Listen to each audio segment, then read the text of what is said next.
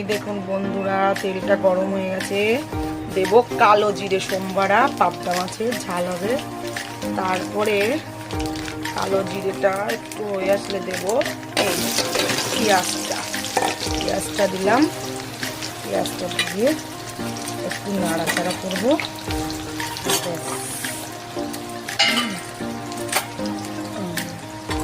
এই যে দেখুন, তারপরে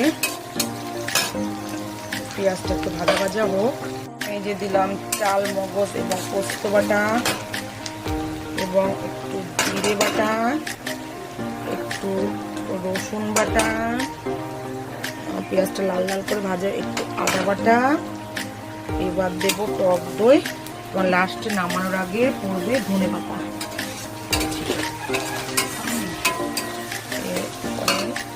দেবো একটু টক দই।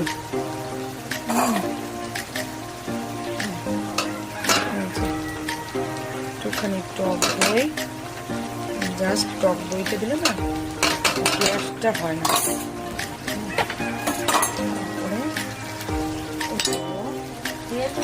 একটু লবণ আর লঙ্কা বাটাটা দেবো, চিড়ে দিই বা বেটে দিই, চিড়ে দেওয়াটাই ভালো গরমে। যাই হোক, এই যে দেখুন পাবদার ঝাল। দেব টমেটো, দেব কাঁচা লঙ্কা চিরা, কাঁচা পাকা লঙ্কা। এই যে দেখুন কালারটা কেমন এসছে। এটা দিয়ে বসাবো, কষিয়ে ঝোল দেবো। মশলাটাকে তেলটা ছেড়ে গেলে ঝোলটা দেবো। এই যে পাবদার ঝাল কেমন আছে বলুন।